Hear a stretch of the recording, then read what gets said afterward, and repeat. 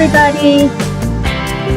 Welcome to part 3 of my 2025 grow list. I am Lauren, otherwise known as Mrs. Tomato Head, and I've been doing this on Tuesdays. This is episode 3, and by the time I'm done with this, I may be able to do my Tuesday garden tours, which is what I did last year, and they were popular, so I'd like to do that again. But for right now, today is April 1st. Happy April Fool's Day. I'm not a fan of April Fool's Day. Not a real fan of pranks, so I will not be pulling any on you. I did think for a minute that I was going to say, you know what, I've decided to not grow tomatoes this year. But you guys would have seen through that, so I decided not to do it. Not a fan. Anyway, welcome to part 3 of my 2025 grow list. We are going through the alphabet, and there may be a couple insertions of things that I've recently discovered or I missed. Like I have something that starts with a B to start us off, and we're into the C's, which seems ridiculous. This is episode 3. The first week, I only did an hour. We got to 12 varieties. Last week did 90 minutes, and we got to, I think, 20. I'll do another 90 minutes today, and maybe we shoot for 25. We'll see. The problem is me. I get very chatty. I get very, very excited talking about tomatoes, and I know you guys, if you're growing tomatoes this year, and I would assume most of you watching are, or at least you're thinking about it, we get excited, choosing these varieties that make, the photos make our mouth water, the descriptions just make us need, in quotes, we need to grow it. So I'm excited to share about them all and glad that you guys are here. I also have a show on Thursdays called Lauren's Tomato Awesomesauce. I will have one this last week. I had to miss Thursday. It was my daughter's last day at home for 9 months. She's off on her Disney cruise. Actually, she's in Toronto for 6 weeks to rehearse, but then she'll be off end of May. So it was nice spending that time with her. We had a girls' day. But I will be back this week. So this Thursday is at this time, which is 4 o'clock Eastern Standard Time, 1 o'clock Pacific, 10 o'clock. Is that right? Yeah, we're back. They changed their clocks ahead over in Europe, I guess, this weekend. We had done it weeks ago, so everything was kind of discombobulated. But 10 o'clock Central European Standard Time, and that would be 9 o'clock in the UK. If you're not a member of my community on Facebook, it's called Tomato Lovers Collective and Swap. We are just about to hit 7,000 members. It'll say it always estimates up by 50. Like every 50, it estimates up. It does actually say 7K members, but in reality, we need like 30 something more, which we should be able to hit in just a couple days. So that's excellent. We're not even 2 years old yet, so that's really, really cool. And if it's your first time watching, welcome. Really happy to have you here. I like doing them live so I can interact with all of you. So feel free to ask questions. If you've grown something before, please put it in the comments. I try to get to as many comments as possible. I'd like to, like on Thursdays, I usually get to the vast majority of the comments. I'm not going to do that today. I will still get to comments, but in order to get through this grow list in a timely manner, I'm going to reduce it a little bit. Also, last week I started this and it actually didn't work out in the show notes, but instead of providing you all with links to research more the varieties I'm talking about, I'm going to put it in the show notes after. I did try it last week. The links didn't carry over, but the names did. I have an idea on how to hopefully rectify that for this week. So I won't be sharing the links live. And this way, anybody who's watching the recording can just get them in the show notes too. So and for this Friday, I also do a live monthly show with my buddy Jen Joy.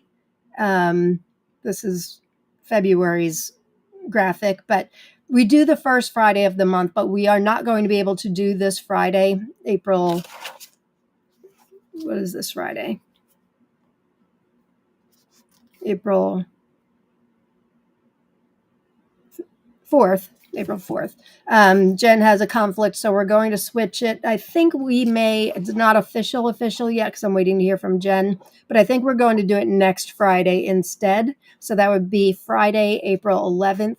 We are on at 7 o'clock Eastern Standard Time, and I'll let you guys know the topic, and it will just be the two of us this week, or this month rather. So make sure you tune into that to be alerted of all these things that I'm doing. Please subscribe and like the show. That would really help me out a lot. I finally, I think, hooked things up so now I can get paid on YouTube. I should have done it like when I hit 1,000 members, but I think it's all situated. So we'll see. Every like and every subscription really helps, and comments and things like that too. So I would appreciate it. So before I start getting to some tomatoes, and also I'd love to know, and let us know in the comments, anything that I've shared in episode 1 or 2 that you've had to seek out and get, or put on your wish list at least. I'd love to hear about it. I sound like I'm going hoarse. I think I am going hoarse. We were Rob and I were up in Massachusetts this past weekend. Our former neighbor from across the street and our best friends, Christine, turned 60. So we went up they used to live across the street. Now they're in Massachusetts. So we went up there. With the party was Saturday, but Sunday, Martin, her husband, found a Duran Duran tribute band that was playing in Boston. And he asked if we wanted to go. And I'm like, I've seen Duran Duran many times. I've met Duran Duran. I've shared before that my best friend from college is actually their manager. So, and I'm a huge fan. I have been a huge fan since I was like 13, 14 years old. But I thought it would be fun. And we went, and it was awesome sauce. Just awesome sauce. I danced all night. I sang at the top of my lungs, which is why I'm hoarse. Thankfully, nobody could hear me but me, but that's okay. It was a lot of fun. Let's see who's here. Who we have. I know we had some early people. Hey, my buddy Kathy Robertson. Nice to see you here. And Heidi, of course, is here, becoming a green stalker. Hey, Sherman. Glad you're here. Looking forward to episode 3. Me too. Oh, and Deborah from Down Under. It's 7 a.m. here. So glad you could watch us at 7 o'clock in the morning. You may need a little bit of coffee. Oh, by the way, if it is your first time watching, best bet is to watch with a pen and a notebook so you can write down varieties. But like I said, after the show, hopefully today, I will share a list of the varieties and hopefully links. A lot of them are not available for sale yet. I'm sure after this season, I'm not the only one growing some of these. People in all over the world, Russia, Ukraine, Latvia, and here in the United States. So a lot of them are not available for sale yet, because I'm very fortunate that people do send me some not yet available for sale varieties, at least not available for sale in the United States. But I do have links, I think, to just about all of them, so you can at least see what they look like. I like to put in my master spreadsheet, which I keep. If any of you have traded with me, you know what my spreadsheet's like. I have all the information possible, which actually makes it easy for me to copy and paste the information to my list and showing you my grow list. So I like to have links to everything, whether or not I can buy it. I like to have a link so I can click on it and be like, okay, this is this variety. Then I'll put it on my wish list. And in Tomato Lovers Collective and Swap, we have Seed Seeking Saturday, where you can post 5 varieties each week that you're looking for, and somebody can grant them to you. We also have an ongoing most wanted list. You can put one most wanted, and perhaps it will get filled. And when it does, you can erase that and put up another one. So we don't allow in search of lists in the group, just because it would get out of control. But we do offer many opportunities like that to seek the seed. So write it all down and put it on your wish list. All right, where were we? Hi, Laura Bradley. Nice to see you here. Thanks for being here. And Leslie's here. Hi, Leslie. Broke but bountifully blessed. You are early. Certainly not late. This was 11 minutes ago. Not very early. Hey, Malachite Jen is here. Hey, buddy. Nice to see you, my friend. And Francis is here. Don't tell the boss, but I'm here. Way more interesting than stocks. Hi, everyone. I agree. Way more interesting than stocks. And I'm glad you're here and you commented, because this just reminded me to show my shirt. Easily Distracted by Tomatoes. This is another one by our friends at Inspired Garden Life.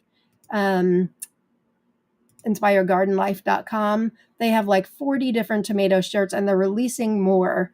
And all viewers and members of the group are eligible to get 15% off by putting the coupon code TLC15, Tomato Lovers Collective 15. So on Thursday, when I do Lauren's Tomato Awesome Sauce, I'll be showcasing. I had a meeting with Tim and Darylyn, not this past weekend, but the weekend before. And they're the owners, wonderful people, owners of Inspired Garden Life. And they are releasing a special collection just for Tomato Lovers Collective and Swap. So I'm going to be showcasing that. Many of you have seen the tomato head shirt already. And then we're doing a giveaway too. They're giving away some shirts. So make sure you watch on Thursday, Lauren's Tomato Awesome Sauce. Same time, different day, right here on my channel.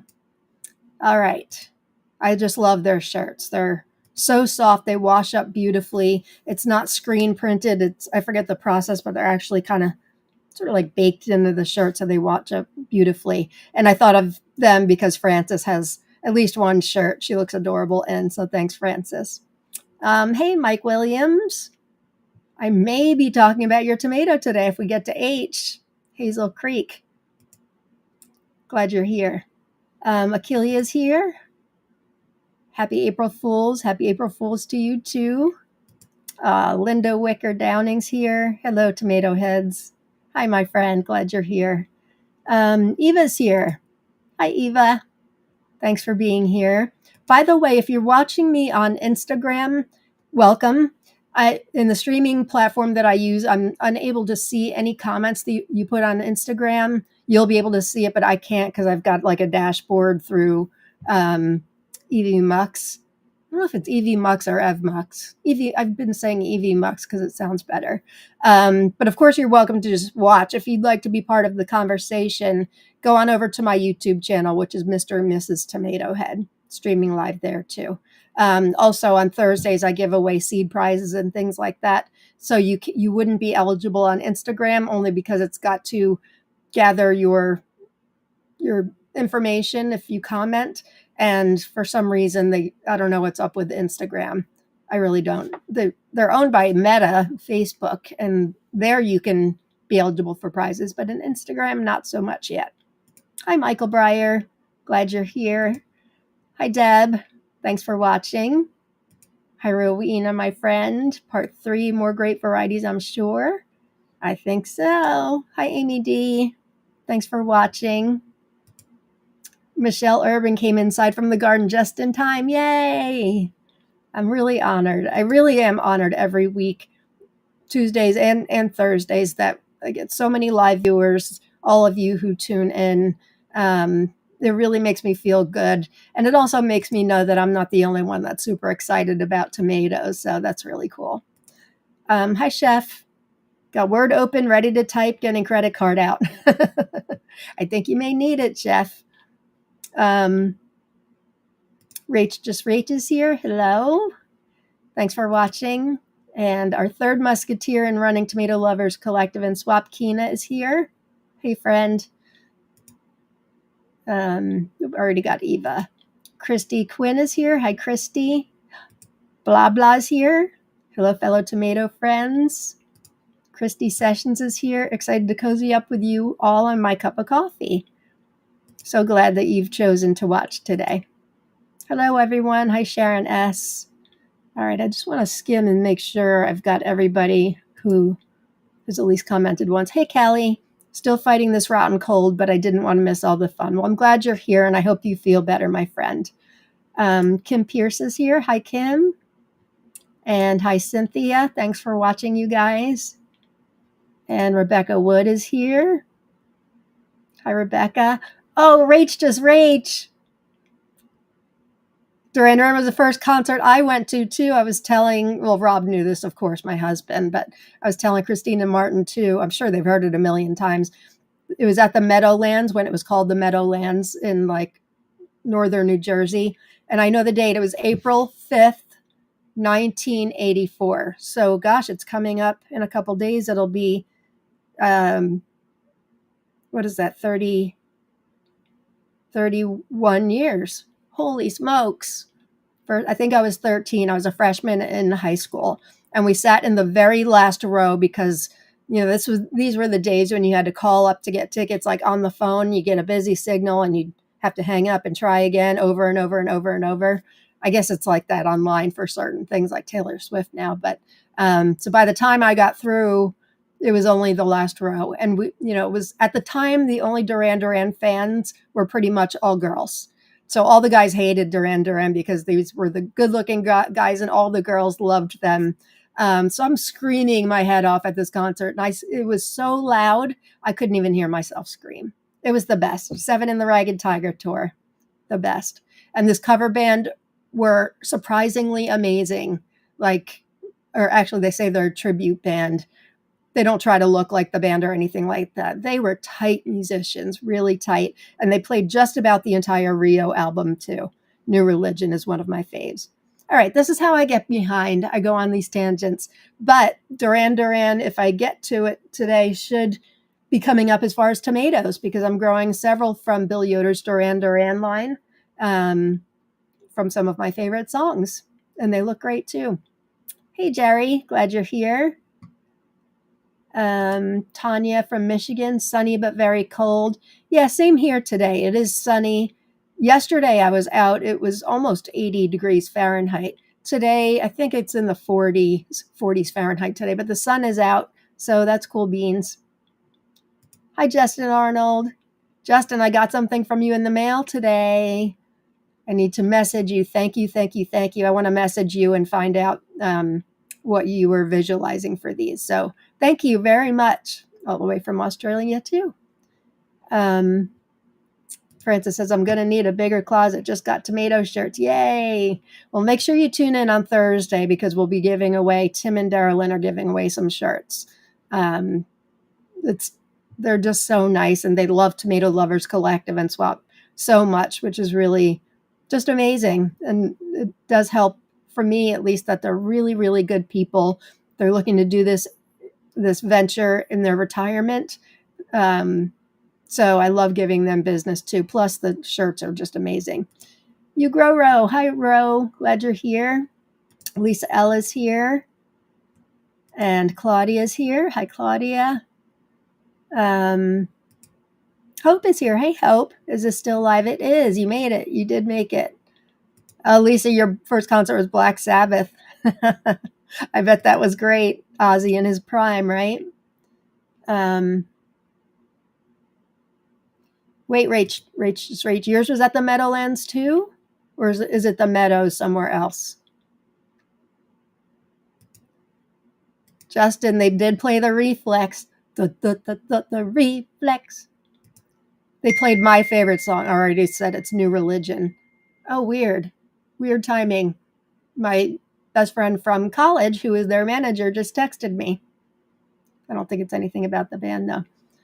We did just get tickets. Just today, we're going with two of our friends in July 13th. It's Rick Springfield's I Want the 80s tour. It's Rick Springfield, John Waite, Paul Young, Wang Chung. Oh, there's a fifth one, I think.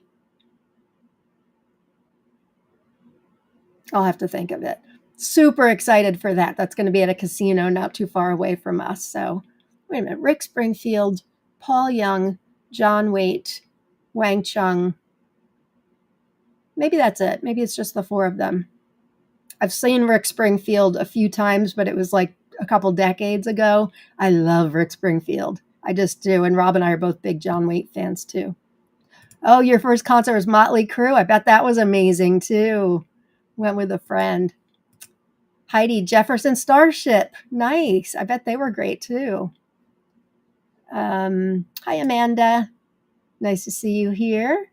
Oh, and Eva saw the Rolling Stones.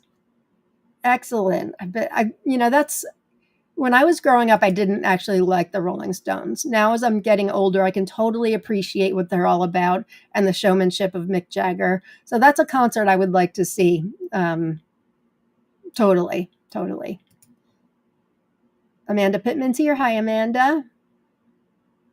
Get out of town, Kelly. The concert I was at was where they recorded the Reflex video. That's the best video. So cool. So cool. Dana in the gardens here, just sorting through seeds, getting ready to start planting. Oh, and Chef saw the Grateful Dead in 65. Nice. Oh my God, Christy. New Kids on the Block with Tiffany. Was that when wasn't she dating a member like Jordan or something? I only said, oh my God, because this venue we were at in Boston, where the Duran Duran tribute band was, Tiffany had just been there. She, I think, has had a lot of work done. She's kind of unrecognizable. Oh, Irving Meadows, Just Reach. Oh, Akelia. My first concert was MC Hammer and Vanilla Ice. I saw Vanilla Ice. He was part of like a joint concert. Besides Duran Duran, I'm a huge, huge, huge Eddie Money fan. And this was when I was in college in Rhode Island, and they were playing a gig. I think it was in Worcester, Massachusetts, which was only like 45 minutes to an hour away from URI. And Vanilla Ice was there. It was also Milli Vanilli and Nelson. Do you guys remember the twins, Nelson? I Can't Live Without Your Love and Affection. Anyway, I was there to see Eddie Money, but it's funny that Vanilla Ice was just getting his start there. And Debbie Gibson. Oh, she's talented, that Debbie Gibson. She was writing all those songs in her teens. It's amazing. All right. Dana says, you're making me feel so old. Put in your first concert. We want to hear it. All right. So last week we made it up to the last variety I talked about is called Shematsky Schleich, otherwise known as Milky Way. Schleich. That doesn't sound very good. And that's a new variety from Alexei Kulik that I'll be growing. So let's get back to my slideshow. This one should have been in bees, but Lucas Waltman, who's a very talented breeder, last year I grew his microberry, and my little chipmunk, who I named Microberry Jerry, loved them too. He reminded me last week that this is one that I had expressed interest in growing. So I'm adding that first, and then we'll get back to alphabetical. I've already started seeds for this. In fact, Lucas, if you're watching, I put seeds in soil like after my episode last Tuesday, and they've germinated. They germinated like within 4 days or something like that. So Bagsadl, it's an F5 variety, which means he breeds it, for those of you that may not know what the Fs often mean afterwards. When you breed something, you take two varieties and you breed it together using the flower and the pistil, and I won't get into that, but that's how you breed. So then you save the tomato, which will look like the tomato that's on the plant. Then you save seeds, and then that is an F1 generation. Growing out that next set of seeds is F1. They say that to be stabilized, you really need like an F7, F8. There's differing opinions on that. This one is an F5. And Lucas does open source, so others can help him grow out. He did it with microberry too. This tomato is a mix of Brad's Atomic Grape and Sweet Aperitif. The F4 generation produced large trusses with 20 fruits that were larger than cocktail tomatoes. Yellow-orange with red stripes, very tasty, fruity, sweet, and crunchy, which pretty much sounds like Brad's Atomic Grape. In fact, the shape looks like Brad's Atomic Grape also. I have not grown Sweet Aperitif. But he said, if you like to experiment and ideally keep more than one, you can expect delicious fruits from these parent varieties, perhaps even with an exciting appearance. So he's letting you know from the get-go, it may not look just like this because it's not yet stable. Despite being grown in a small pot, it is 2.7 meters tall, has one shoot, and is very productive. And Lucas says it is a must grow. So I am growing it. He said, due to the stage of development being an F5, minor differences in the plants and fruits are to be expected. So that is Bagsadl, or however you pronounce it. He's Austrian, so I'm not sure how to pronounce this. Deborah, my first concert was Simon and Garfunkel in 1983. I'm old. Oh, I would have loved to see Simon and Garfunkel. What a great duo. You're not old. We're all, well, I shouldn't say we're all old. I don't know how old you guys are. I'm old. I'm old enough to know Simon and Garfunkel for sure. Hey, Mary. That's okay. We're just starting on the first variety. Surprise, surprise. Glad you're here.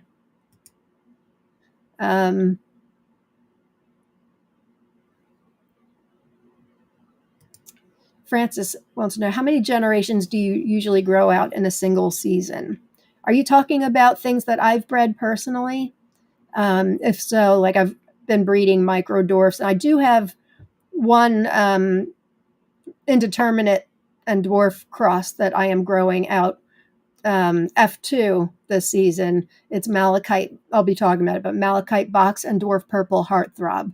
The F1 generation producing, I grew it inside in a smaller pot, so it's hard to know what size they will be, but they are beefsteaks, and they are blushing right now. So they are turning, not sure what color they will end up. Craig LaHoulier thinks it will be a red or pink, but I'm not sure if I'll be able to get 2 generations of that out this year or not. But with my micros, and also I'm breeding some coyote crosses, I have been for several years now, I can usually get 2 generations of that out. I'm going to try with my Malachite box dwarf purple heartthrob this year, but I'm still waiting for my one to finish blushing so I can save the seeds and start them. But I think I should be able to do it. We'll see how long it takes to ripen, but I'm really excited about that one. Eva says, I really need to grow dwarf tomatoes now due to limited space. Well, I will most certainly be getting to some dwarfs in this episode, being that we are on C. I know this says B, but we are on C, towards the middle of C, so I'll be getting to some dwarfs today. So maybe that will give you some ideas. Francis said, yes, that you're breeding. Yep. And it totally depends on the variety too. Some varieties are late to ripen, so you may be able to get only one out. But so far my varieties have been pretty early or mid to ripen. My micros for sure seem to be earlier. I know Keena's growing a few of them out for me. And then the coyote crosses I've been doing, Wiley Sweet Cherry. What are the other ones called? Wiley Sweet Cherry, Strawberry Coyote. Oh, and Keena named one. Roadrunner. Roadrunner is another one that Keena named last year because it's all tied in with Coyote. So hopefully I'll get 2 out. Dana says, choosing varieties to plant is supposed to be fun. Why am I so stressed choosing? Ugh, I know. And once I showcase them here on my show, I'm like, all right, that's done. Plus, I have my first batch that have already germinated. I've only had a few. This was not this weekend, but last Sunday, we started 60 varieties. And then I've already started the dwarfs. I started those a week earlier because they're more manageable inside when they get to be too big. But I still have the majority I have not started yet. I may do it this week. We may do it this weekend. Yeah, and there's actually the next one I'm going to talk about is on the bubble. I still have a few that are on the bubble. Haven't started it yet, and I may let go of it. So let's get to what that variety is. I grew long keepers for the first time last year. I grew, I think, 4. Ramalet Kal Papa that I got from Joseph Cerda, Anarita, which I got from Uprising Organics, De Serbo Toscano Bombolino, which was a really, really delicious one that I got from seedshunters.org from Italy. And then the 4th one, Banyal Bufar from Spain, which was the most productive thing I've ever seen in my life for something that wasn't a cherry, and it got so tall. So I'm only going to do 2 this year because I still actually have some long keepers left they're pretty good. They're wrinkly, but they would be edible. So I'm doing 2 different types. And this one, I found the description online on Tomato Faifu, and the way they make it sound is amazing. So let me read that to you. It's a variety from Italy selected by Claudio Procchietto, collector. Small, bright red fruit weighing 30 to 40 grams, gathered in a cluster arranged in a fishbone pattern. Oval plum type more or less flattened on the thickness, ending in a point, strong resemblance to Pianolo del Vesuvio. Pianolos, just to clarify, pianolo is actually Italian for hanging variety. So there's a bunch of different pianolos. But that one that they're talking about is Pianolo del Vesuvio, which is grown in the ash of Mount Vesuvius. So all pianolos are not the same. And then in Spain they have Ramalette, and Ramalette is the word for hanging varieties. What's the other one? It starts with the C, I think. I forget. They have another Spanish one. So there's like Ramalette, Calpapa, Ramalette del, all kinds of things. So those are actually Pianolo, Ramalette. Oh, it's driving me crazy. I can't think of that other one. They're just like an umbrella statement for hanging varieties. This one is not named one of those, but Ciliegino Selection Claudio Procchietto. Let me get to the good part. Juicy and consistent flesh, sweet, fruity, delicious flavor. Due to its high sugar content, it can be used to make sauces and coulis. Vigorous plant with great development, abundant regular foliage, indeterminate growth, excellent production, and good conservation of fruits after picking. So I wasn't thrilled with a couple of the ones I grew last year, the hanging varieties, but actually it's really just one. I wasn't thrilled with Anarita. The others were good. So this one saying it's so sweet, I think I need to grow it. It is still on the bubble though. I really do want 2 long keepers, but the other one I'm growing, which I'll get to, it's at the end of the alphabet. Heidi, I think you probably know what it is. It's so unique that I must grow that. So if either of them are going to drop off, it would be this one. Colgar, yes. Thank you, Jen. It was driving me crazy. I knew it started with a C. Yes, Tomate de Colgar, which is another variety for hanging varieties. If you're interested in long keepers in Tomato Lovers Collective and Swap, in our guides in the resource section, we do have a list of all the known long keeper type varieties. They're also known as winter storage tomatoes. But whenever I find out about new ones, I put it on that list, but it does have the majority. So I don't give any other information, just links and the country it's from. So you want to check that out. Eric, hey, Eric. I'm so excited to grow some long keepers this year. They really are fun. The Banyel Bufar, still eating. And I've got Ramalette Cal Papa from Joseph Derrida. Only one of those left, I think. That's a big, elongated one. And then the Serbo Toscano Bombolino, I have a couple. I think I may have 1 or 2 Anaritas left also. I knew what you meant, Chef. I knew you meant the Colgar. Oh, Eva, I'm losing you. My internet connection sucks outside. That's a bummer. Well, it's being recorded, so you can always watch the recording. Hey, Sharon. I hope to try a number of long keepers this year. They really are fun. This has been asked in the group a little bit.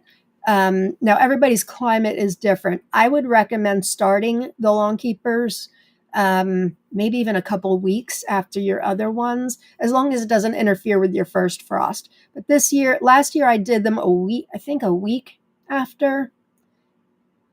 And honestly, they could have gone in my climate 2 or 3 weeks later. So,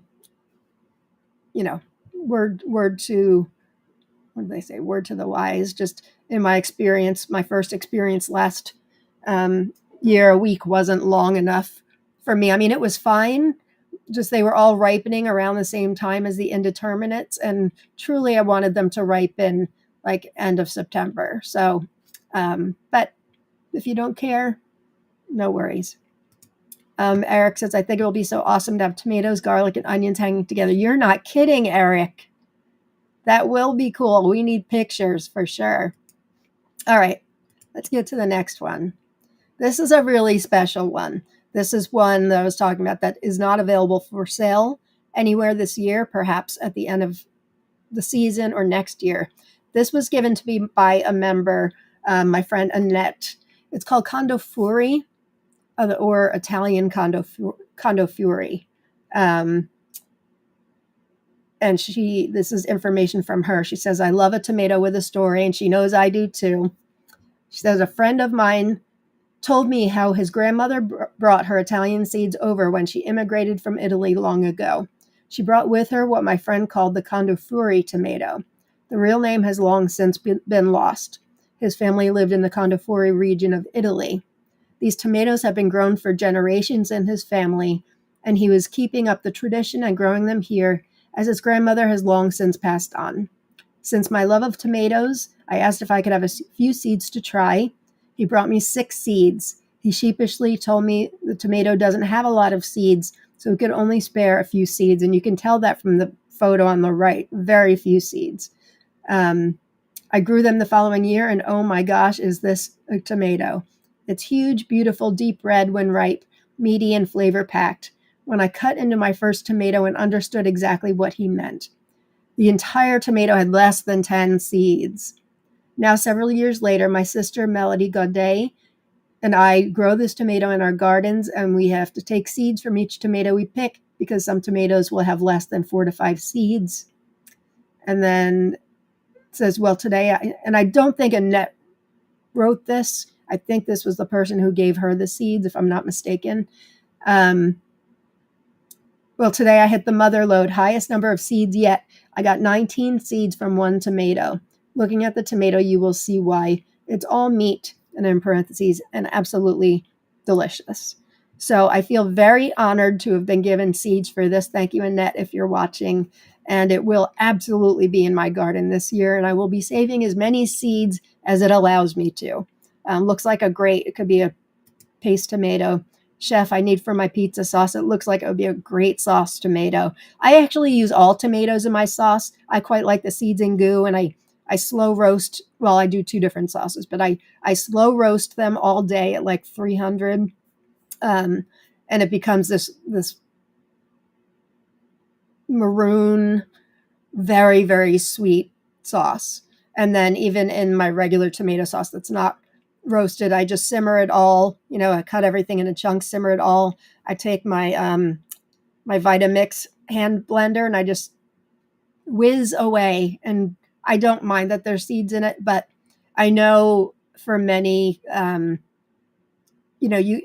by the way, when I simmer it down, I do simmer out the majority of the liquid, which I think is a problem with other tomatoes, which is why people navigate to paste tomatoes like this. You can see how meaty it is.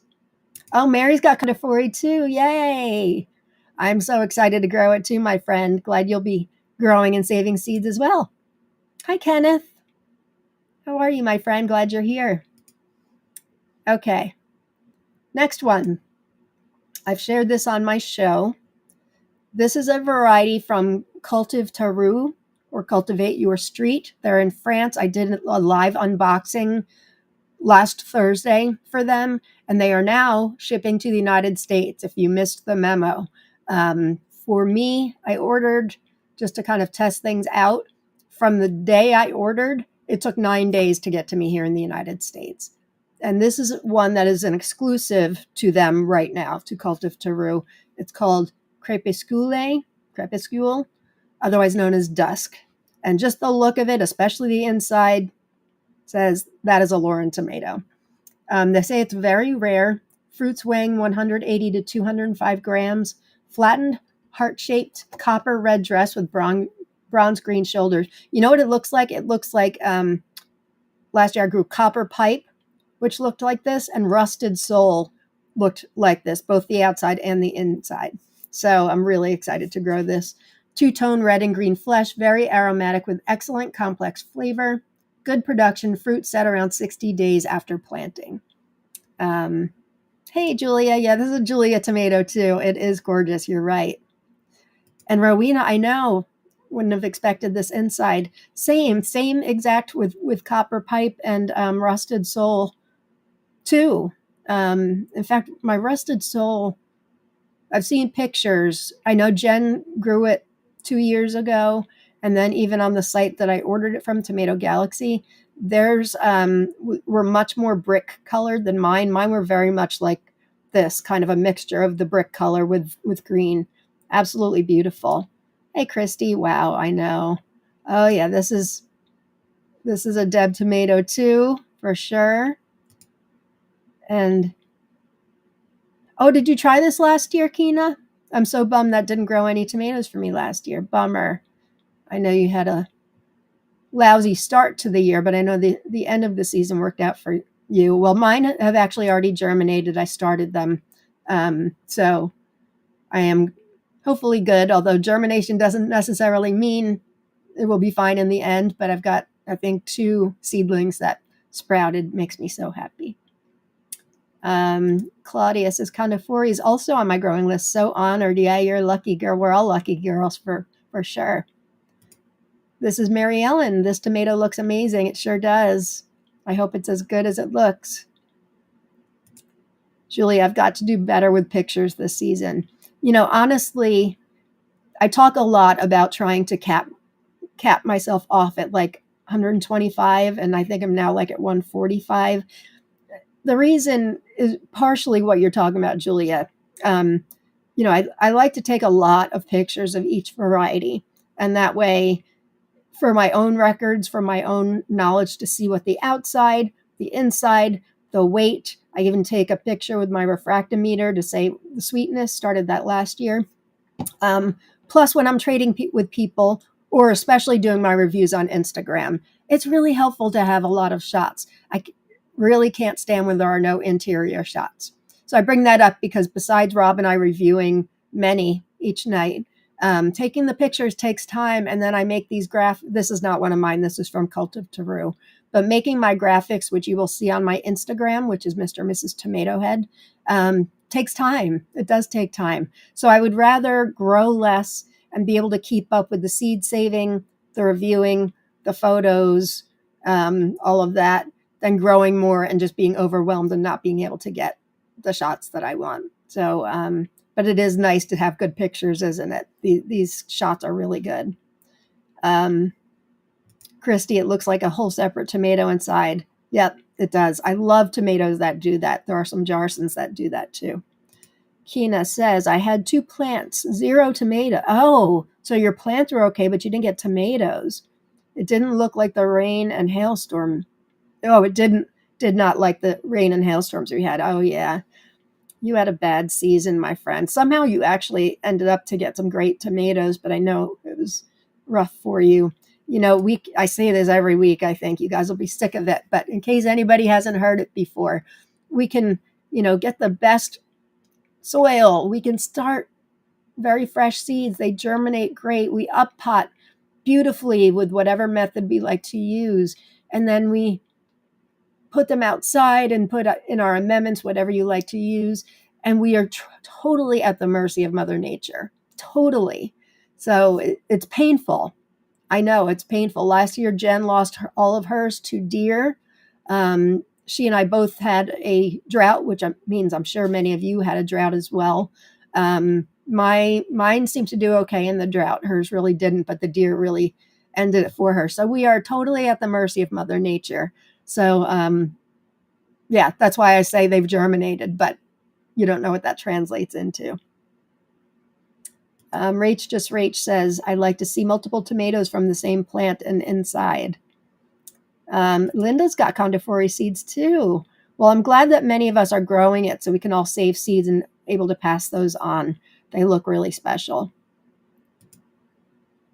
Heidi just said the same thing. A bunch of you have this. Should make for good trades next year. Sure. Especially, where it says, and you can tell from the pictures, it had very few seeds. So if there's many of us growing it or a handful of us growing it, we'll be able to, definitely share seeds, which is what we do in Tomato Lovers Collective and Swap. And it's not on just one of us. We can take turns doing that if that's what you so choose to do. But Kenneth says Mother Nature isn't always nice. That's for sure. There was a commercial when I was a kid. What was it for? You can't fool Mother Nature. And then Mother Nature comes on. Was it for like Dawn dish liquid or something? Somebody remind me. You can't fool with Mother Nature. It was something like you can't blank with Mother Nature. Somebody help me. Good night, Kina. Sleep tight. Deborah is just getting through her season now. I had drought for 4 months, no rain. Native animals ate 90% of my tomatoes. So that's what I'm talking about. I'm so sorry. That's awful. That's awful. And before we even start the seeds, we have these dreams, look at a variety like this and totally excited for it. We have dreams of what it's going to taste like and look like and production and all of that. It really is super painful when we don't get tomatoes, when we have a drought, when we get too much rain. I know many of you in Europe had that last year, too much rain and it was cold. Nothing really, we can do very little about it. I've shared this before too, that 2 years ago, we started our seeds early because we were going to go away the end of May, which is usually when we like to start. And we had planted them like, I don't know, May 13th, something like that. May 17th, we had a late frost and thought we lost a couple plants. They ended up sparking back to life, but we were going around like crazy. Like, I forget what the dome things are like that you can cover plants with. I forget what they're called.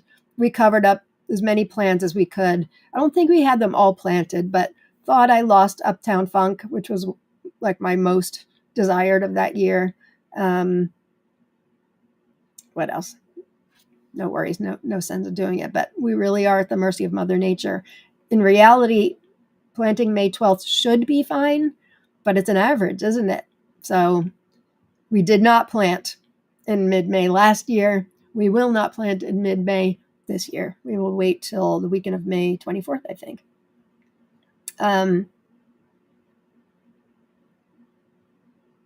Oh, butter. Yes, I think it was butter or margarine. Yeah. Oh, chiffon margarine. Now that's a name I would not have remembered. Interesting.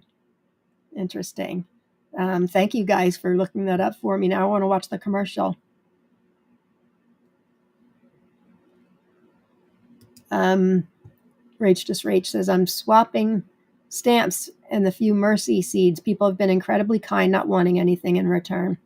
Honestly, that is very kind. And that is what our group is about, Tomato Lovers Collective and Swap. It's such a kind, generous place, unlike any other groups you may be in on Facebook.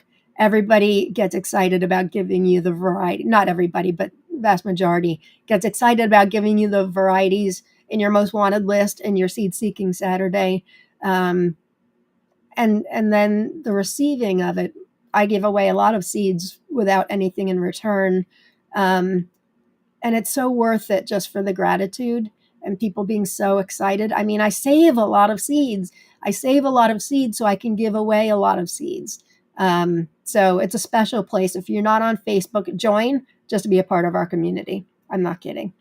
All right, let's get back to our spreadsheet here. Oops. What happened? Oh, different one. Sorry, wrong spreadsheet. Okay, next one up. Dusky Maiden. Last week I shared a bunch that Bill Yoder said I had to grow. This is another one, Dusky Maiden. He says it's great. I got my seeds from Heritage Seed Market. And they say Dusky Maiden is a lady with both eye candy beauty and delicious personality. This is one of the earliest medium-sized tomatoes I've ever grown, and also one of the most productive. The pink, green striped dark fruit will be popular with growers who love the rich flavor of the purple tomatoes and those who want a mild tang to finish their tomato. I do. That's exactly what I like. This is what gets me. Dusky Maiden is a selection from a 2013 cross of Black Seaman and Pink Berkeley Tie-Dye. Pink Berkeley Tie-Dye is one of my all-time favorite tomatoes of all time. My favorite, Brad Gates. I don't always like his varieties. That one is amazing. Absolutely amazing. And this kind of looks like, at least on the exterior, kind of looks like Pink Berkeley Tie-Dye. The Dusky Maiden name was chosen by Jeff in Melbourne, Australia. Oh, these were bred by Timothy T. of North Carolina, which or a lot of the new varieties at Heritage Seed Market, Bunny Hop Seeds, have been bred by this gardener, Timothy T. Both Timothy and Jeff, along with feedback from expert growing partners worldwide, progressed the original selection to its current stable F9 generation. Highly recommended, especially for growers with short growing seasons and discriminating palates. That sounds amazing. Absolutely amazing. So definitely I'm growing this one. Is anybody, it's not new this year because Bill Yoder had grown it. Has anybody grown this one? Mary, I got those too. I ordered them when I ordered Tex-Can Sweetheart. I'm on the fence with Tex-Can Sweetheart. I forget if it's on my grow list. It should be because I think I shared about them in my last Lawrence Tomato Awesome Sauce. A lot of the Timothy T ones sound amazing. Kenneth says I was going to plant my stuff out this weekend, but they're predicting 43, 37, 39, and 45 for Sunday through Tuesday. I think Craig Lahulier says you want to make sure it's at least in the 40s Fahrenheit. I could be wrong about that, but I'm pretty sure that's what he said. To me, it sounded kind of cold, but he said as long as it's in the 40s, you should be okay, at least having them out during the day. And I'm growing a Leprechaun Robs, which is one of Tatiana from Tomato Eden's new varieties. It's named after my husband, Rob, and I've been growing it indoors in I think a 2-gallon grow bag, but I've been taking it outside during the day lately, and it's only in the 40s today, but it is outside getting sun. So, and it's looking good. It's looking really good. I've got a couple tomatoes. One fell off and it's starting to ripen, but there's still 2 on the plant. Chef says, yes, this is first year to grow in 5 years. Had no seeds. Through the group, I have started a lot of tomatoes, received seeds even from 4 other countries. Isn't that exciting? When I tell people who aren't tomato people about the group I run and all the seed wishes I grant or seed trades I do, I say one of my favorite things is trading from other countries. Getting varieties that are native to that country is really special to me. So yeah, it's just really cool. It's very exciting. And, at least here in the U.S. Postal Service, to get an international stamp, I think it's like $1.67, something like that in U.S. dollars. So, it's expensive, but it doesn't break the bank. And for normal trades, you can fit them in just a regular envelope. Sometimes you're getting into a whole bunch of varieties. You need a couple envelopes or padding. In fact, surprise, I granted basil seeds from our group, Gardening Lovers Collective and Swap. We have a post that we're doing in all 3 groups: Pepper Lovers Collective and Swap, Tomato Lovers Collective and Swap, and Gardening Lovers Collective and Swap. We're calling it spring cleaning, and it's for anybody to kind of get rid of their seeds without asking for anything in return, just gifting them. And I gifted some really rare basils I have, and at least 2 people have told me and shown me pictures that the basil was just made into dust thanks to the mail. Don't have that problem with tomatoes, but I'm resending the basil. Heartbreak. I mean, the seeds are so tiny, but guess it doesn't like basil. All right. Let's go on to our next one. I think now we're getting into dwarfs. Okay. This one was given to me by a member in our Jarson grow out in the group last year. Whatever Jarson she was growing, I forget if it didn't germinate or something happened. So she offered a couple other rare varieties to our group in order to make up for it. And she said that she's somebody that loves green tomatoes, as do I. And she said that this is her favorite green tomato of all time. It's Dwarf 622-08. It's from Ukraine, bred by Garina MV. And this is from my friend Drew. She gave them to us. Medium ripe determinate variety, and it is a dwarf. The height looks like anywhere between 0.8 meters and 1 meter. She says it's 4 feet tall. The Ukrainian site says all bushes were 80 to 100 centimeters. So 100 centimeters is 40. So that's around the same, 40 inches.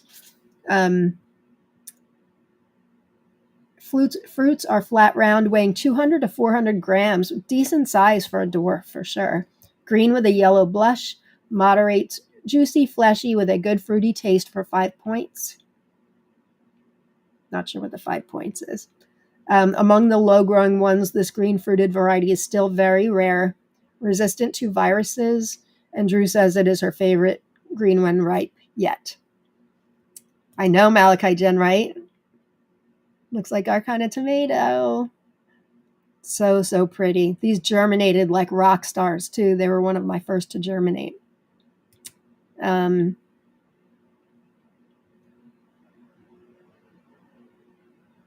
right, I'm going to try to pass over things like that aren't direct questions. Please feel free to talk amongst yourselves. Just for time's sake, I want to get to some more tomatoes.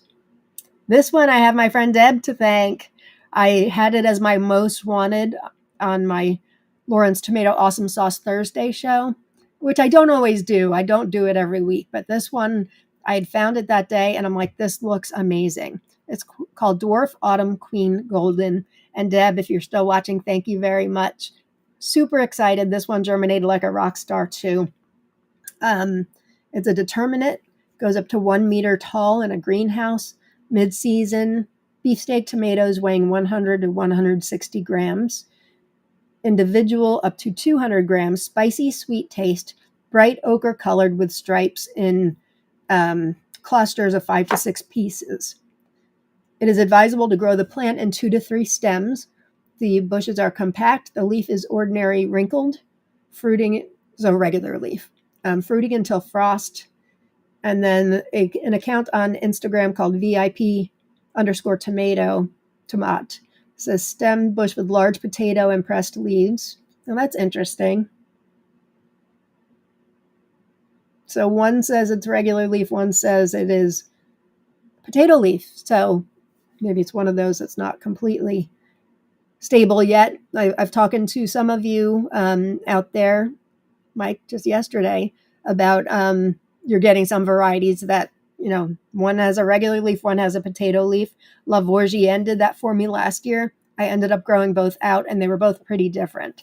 Both good, but both pretty different. Taste is excellent. Rich, has both sweetness and acid. This says it's 60 centimeters tall, which is what? 24 inches. Huh. I guess, a lot of this stuff depends on the vessel that you're growing it in also. If you're growing in a 5-gallon grow bag, they will tend to be smaller than if you're growing in a 10-gallon grow bag. I do my dwarfs all in 5-gallon, sometimes 7, but 5-gallon grow bags. A few are in my raised beds, but mainly I like, because they're short and I can stick them anywhere, I kind of opt to do them in grow bags. Colorful, very beautiful on a red background, golden and green patterns, and then excellent rich sweetness and acid. Anybody else growing this one? Laura, Dwarf Autumn looks amazing, doesn't it? That interior and the exterior looks just amazing. Here's Deb, looks so good. Are you growing it, Deb? It does look good. Thank you again for those seeds. That was amazing. Oh, Cynthia says she's growing 622.08 this year. Great. Well, we'll have to compare notes. Dwarf Autumn Queen is beautiful. Linda says beautiful autumn colors on that one for sure. So that's Dwarf Autumn Queen Golden. How are we doing on time? So we're at an hour. I will do 90 minutes again and see how we're doing. If you are just joining us, welcome. This is my part 3 of my 2025 grow list. You can watch episode 1 and episode 2 on my YouTube channel, which is Mr. and Mrs. Tomato Head. If you don't already subscribe, please do. That would help me out a lot. And make sure you check out my Facebook group, Tomato Lovers Collective and Swap, which I run with Kina and Jen. We are a great place for education, swapping seeds, and just having fun and escaping from the troubles of life. So would love to have you. Thanks for joining in. I give away seed prizes on my Thursday show, Lauren's Tomato Awesomesauce. So it's at this time on Thursdays. If you subscribe to my channel, hit the notifications button and you'll be notified when I go live in case you forget. Okay. So that's Dwarf Autumn Queen Golden. Next is a repeat for me. I'm doing a few repeats this year. Some I may opt to not, but some I'm growing just for, I have ideas for crosses I want to make. So this is Dwarf Awesome. I did not grow it last year. I grew it the year before in 2023. And it was, for lack of a better word, awesome. It really was. It was delicious. I think we rated it a 9 out of 10 from the Victory Seeds website. Oh, it's from the Dwarf Tomato Project. Excuse me one sec.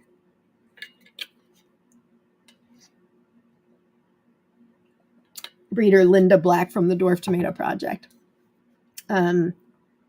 Victory Seed says, Soren Lindemann created the Valdi family by crossing Verino Paradagi's Shem, apologize for the pronunciation, with Werikowai in 2011. Many volunteers worked on the Valde line, but Linda Black was solely responsible for the selection and stabilization work for Dwarf Awesome. In recounting the naming process, Linda noted that it was her daughter that called it awesome and the name stuck.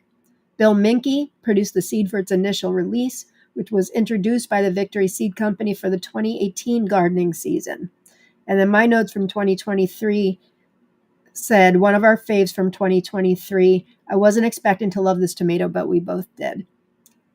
And then I write, I'll just say it. I'm not normally a fan of yellow-orange varieties because I like a hint of acid in my tomatoes. I find them normally sweet, but with very little tanginess to them, so they are just okay to me. So I went into Dwarf Awesome with low expectations, but boy, was I surprised. And then this is in my Instagram review. If you don't subscribe to my Instagram channel, it's also Mr. and Mrs. Tomato Head. I do detailed reviews of tomatoes on there. So I won't read the entire thing. It's a little long.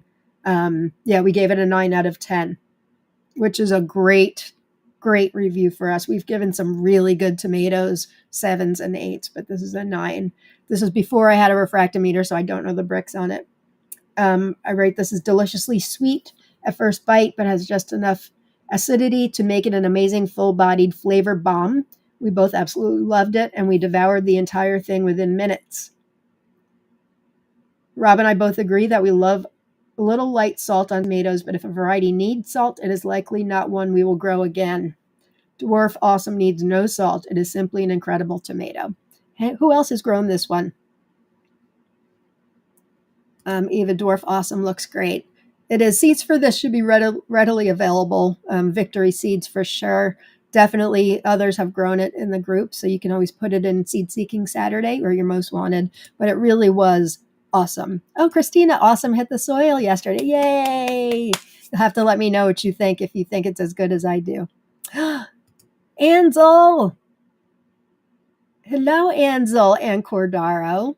I'm going to be talking about the tomato you guys gave me, but I don't think we'll make it to the R's today. Thank you, guys. Nice to see you, Ansel. I hope you're taking notes or telling your dad to take some notes. How are your seedlings doing, you guys? I think you've... Oh, yeah, I saw pictures. Your seedlings look fantastic. Really happy for you guys. Julia grew awesome last season. What'd you think, Julia? Did you like it as much as I did? Let us know in the comments. Okay. This is a new one for me, and it's new this year. Dwarf Shimmering Beauty, another Dwarf Tomato Project variety from the United States. I'm pretty sure it was released introduced to the gardening public for this 2025 season. Victory Seed says it's a dwarf 90-day maturity.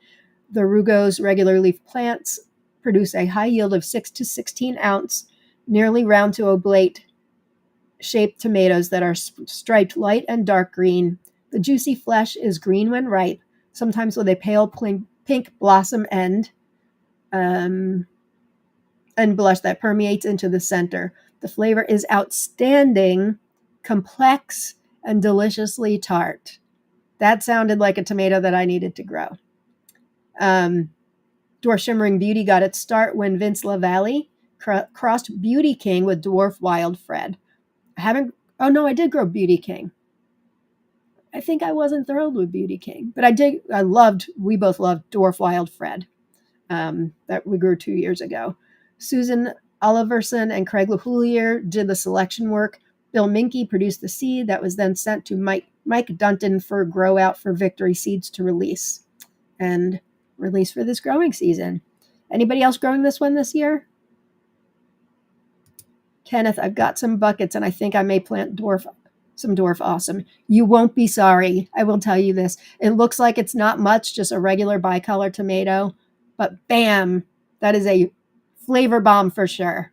I don't think taste is subjective, so I don't know I think you and I have the same taste in tomatoes from what I remember, but I think you will be pleasantly surprised for sure. Hey, Sathya, Shimmering Beauty is definitely a beauty for sure. Cordaro and Ansel say seedlings are good. We are growing this one. It just looks amazing. It does. Totally does. Sathya liked Beauty King. Yet I think my plant was struggling, if I remember correctly. I'd have to go back to my spreadsheet, but I think the plant struggled, which probably most definitely had impact on the taste. So I know a lot of people like that one. Roots, Hearts, and Wings says, thanks a lot for telling me you also have Gardening Collective Facebook group. We did. We just started it maybe 2 to 3 months ago. So a year ago, December, we started Pepper Lovers Collective and Swap because people were coming to me and saying, I want something just like Tomato Lovers Collective and Swap, but I want it for peppers. And I kept saying, no. Not to be rude, but just because I run another group, Attitude of Gratitude with Chronic Pain, which I think some of you joined after I mentioned it last week. And it keeps me very, very busy. The tomato group was unexpected, but I felt it was necessary to grow it. Kina, Jen, and I came from a very inclusive, cliquey group where the person running it was not kind at all. You couldn't mention a vendor's name. You couldn't provide a link. Jen couldn't share her videos. I don't know how you to have a group for tomato enthusiasts without being able to mention where you got the seeds. Plus, he was mean to a couple of my friends. So I started it just out of, we need something better. We tomato heads. And I'm so grateful now. But anyway, so those two things really kept me busy. And I'm like, peppers, no. But then, had Ken Fry offered to help. Dorothy Wilkinson offered to help. And then Kina, Jen, and I also admin that group. So we have that. And then it was Kina's idea to start the Gardening Lovers Collective and Swap a few months ago. And I kind of said, like, all right, I'm in. She's sort of like the head one running that group. Well, that's actually not true. The three of us just do everything together. Working with them is an honor. It just is. It's not a joke that we get along so great. We really do. So yes, make sure you join Gardening Lovers Collective and Swap. We talk about everything: squash, basil, flowers, anything. Mary, I just got happy mail from you. Thank you so much. You're so welcome. See, this is what I'm talking about with Tomato Lovers Collective and Swap. You get people who just get so excited to receive the mail, and it makes it so much fun to share. And then on the flip side, I get excited to get seed mail from people, like the Dwarf Autumn Queen Golden from Deb. I was super excited. So you're welcome, Mary. I hope you enjoy the varieties. Cynthia, I came from that group too. He wasn't nice at all. No, he wasn't. He wasn't at all. Chef says, I found out about dwarfs from this channel a few months ago. Do you know, I had grown a few dwarfs, but I didn't really know it was a thing until, several years ago, but way longer ago than you would think. And now, of course, now I do a lot of dwarfs. And there's some excellent, excellent dwarfs out there. Dwarf Awesome is one of them, for sure. And Dwarf Wild Fred is also, in my opinion. Hey, Sherva. I grew Dwarf Awesome and I was really excited, but my one wasn't impressive at all. Could be my soil. Yeah, maybe you have what happened with me with Dwarf Beauty King. But again, taste is subjective. So maybe we just have different tastes. It could do a lot to do with the weather, soil amendments, things like that. So Chef says, I now need to join a 12-step program. I'm very hip on 12-step programs. I've been through a few myself. I love 12-step programs. I think it's a healthy addiction. I've traded off my unhealthy addictions for tomatoes. Mama Isi, it's such a wonderful family we have here. Thank you, guys. All right, let's move on. I think we have another dwarf. Oh, no, it's not another dwarf. I'm growing other dwarfs. They just don't all start with the name dwarf. Okay, this was a new addition as of last week. It's a variety from Serbia. Now, my friend Lydia of Carolina's Paradise on Etsy sent me, she messaged me a week and a half ago or something, and she said, I just got a bunch of varieties from Serbia. Are you interested? I'm like, yeah, totally. She also sent me like just about every variety from Zagalen, a breeder from Russia. I'm growing several of his this year. So she's been really good to me. I do give her some things also, so it's not just one-sided. But I mentioned this one to Keena. I think I took pictures of the varieties and I was trying to translate them so I could look them up. And she said that this one is in, I think she said it is definitely. It's in the ultra rare grow out that she's running. And so she found, and then I found that this is the breeder in that picture there. He has a Facebook group. I wish I could remember what the Facebook group is. Let me see if I can find it. He's got a lot of amazing varieties. It translates to giant tomato apple tree. His name is Zivogin Antic. I think I'll try to find the group real quick so I can put that in the comments.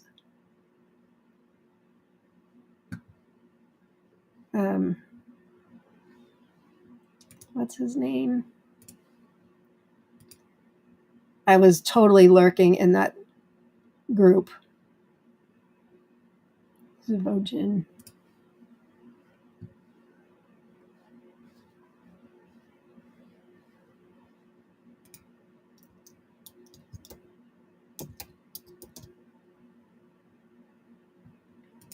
Found him.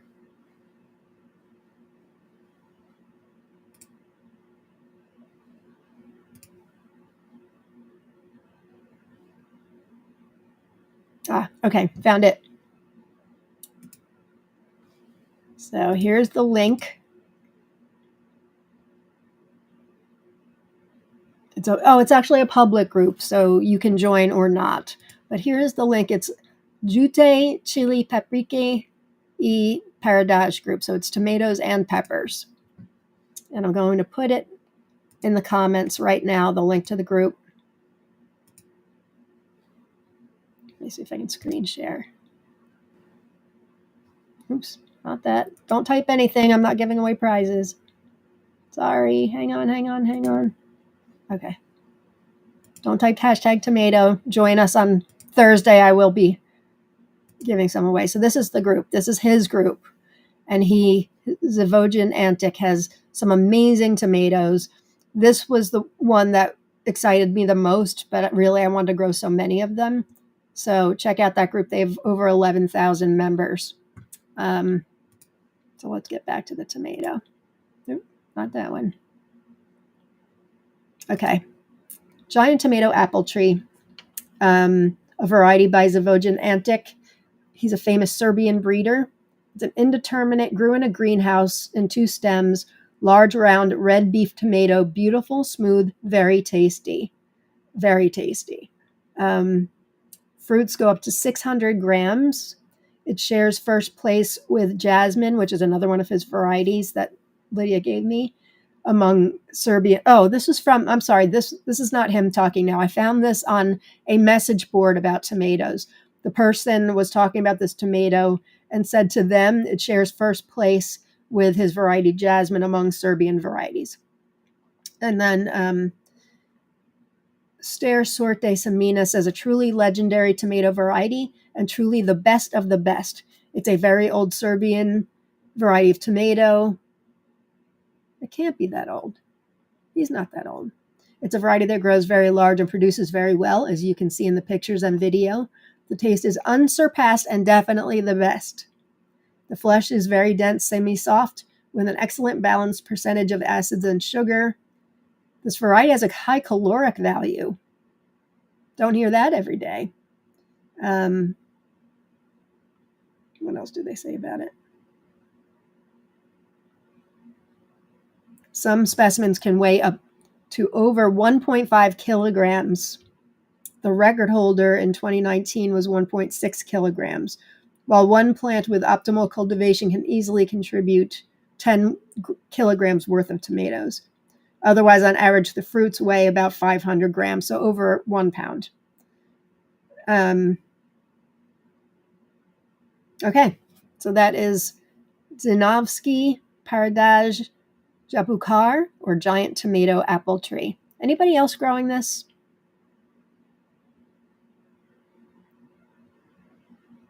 Oh, Satya, you're growing dwarf wild Fred because of me. Wonderful. I think you will like it. You traded addictions too, roots, hearts, and wings? Way to go. Way to go. All right, well, if you are in Keena's ultra rare grow out, I forget who's growing this one, but I'm pretty sure she confirmed to me that this is the variety, so that's exciting. All right, next one.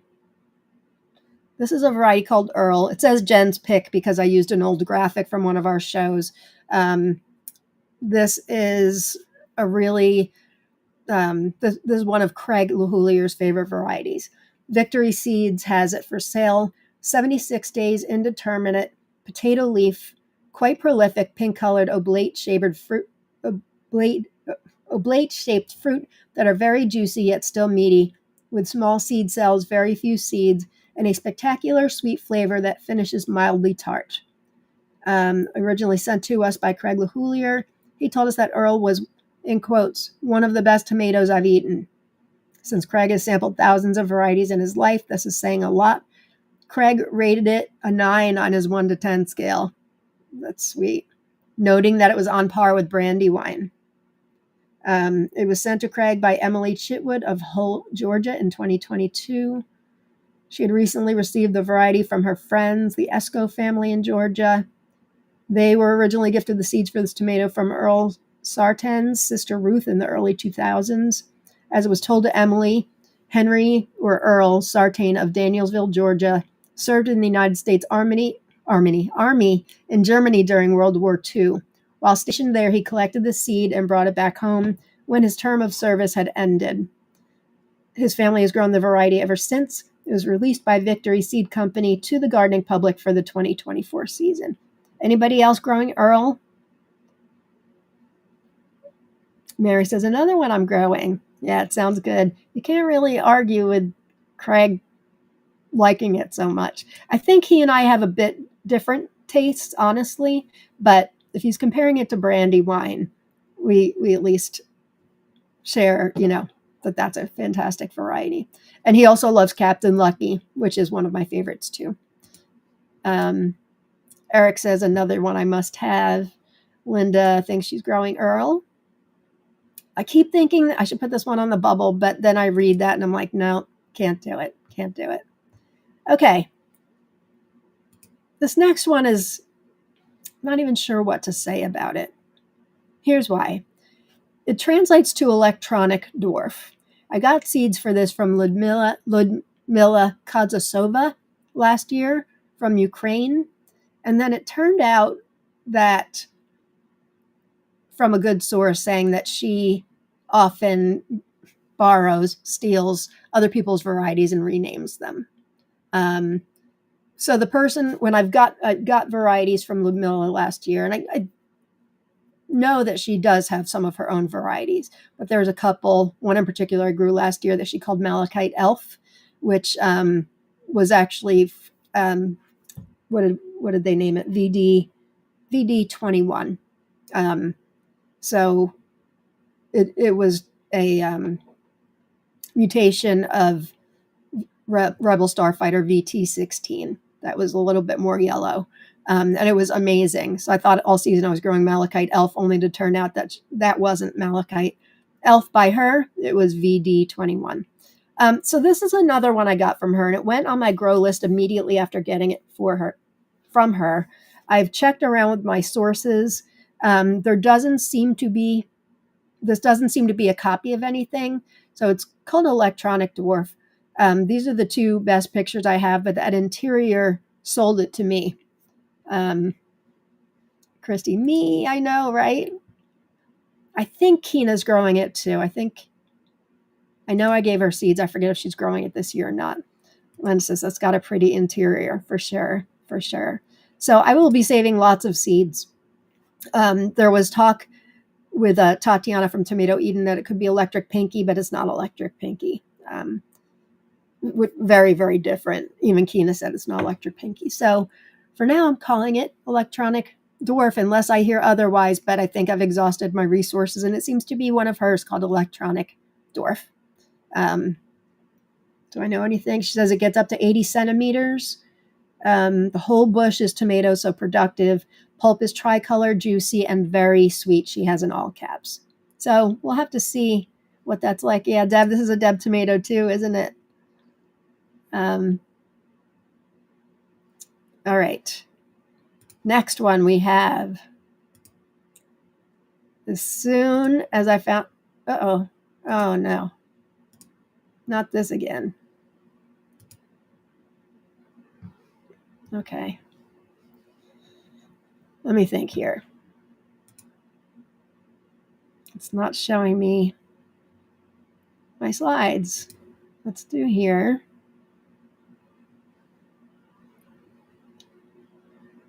And let's go back. All right, well, we shall see. Come on. Oh, darn it.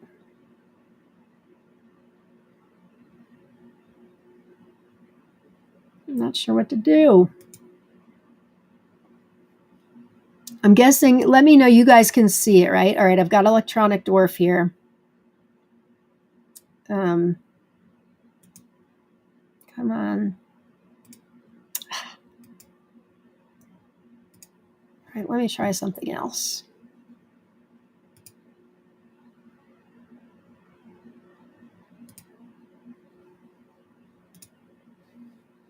I have to do this. I can, but it is going to be a pain.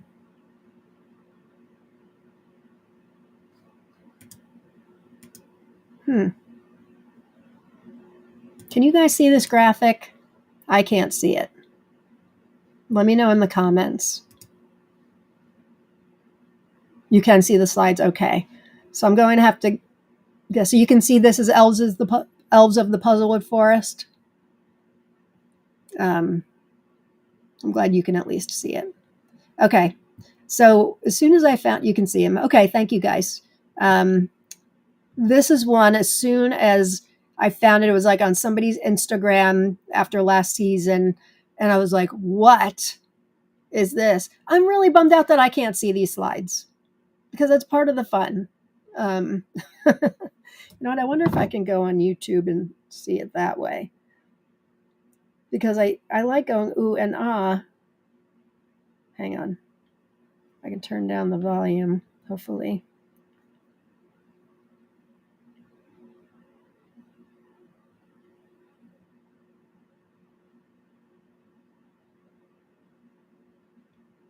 It says electronic dwarf. Okay. So let's move on to the next one.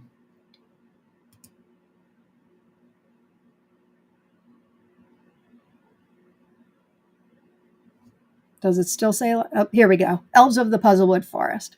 Looks awesome sauce. So I saw it on somebody's Instagram and I'm like, what is this tomato? And I think it was new last year.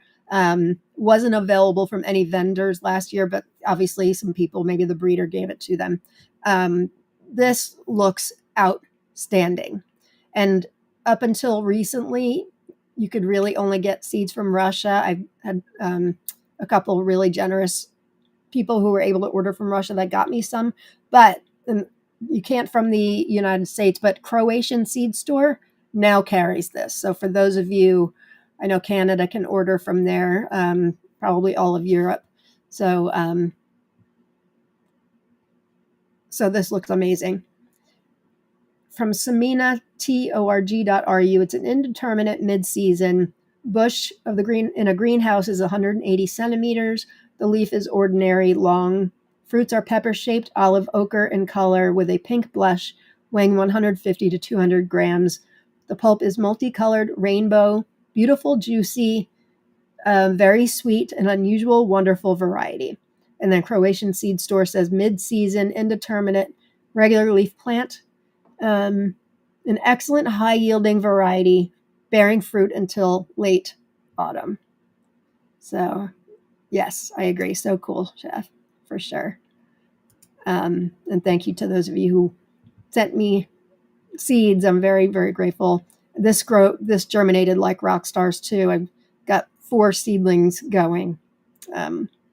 So super excited. I won't grow all 4, but I've got like a backup and then a backup to the backup and a backup to the backup. And then Jen and I are actually talking. We're trying to work out dates where she and I will meet halfway. We did it last year in May, and we do a broadcast, Tomato Talk Live from there. And we gave everybody too late of notice last year. So this year we're going to, as soon as we get the date, which should be within the next day or two, we'll let you guys know if you want to come and hang out with us. Last year I brought plants to give away, seeds to give away, so we can make it kind of a plant seed swap. So we will let you know, but I'm looking forward to that. We meet in Carlisle, Pennsylvania. If you want to look up to see how far that is from you, I think it's 2.5 hours for both me and Jen halfway. So very doable. That was a super special day, and I'm looking forward to doing it again. Okay, next one. This next one. There we go. Emerald's Comet Sophia. So Sophia Sakova has a bunch. Oh, hang on. Gotta go back. I can't see the slides.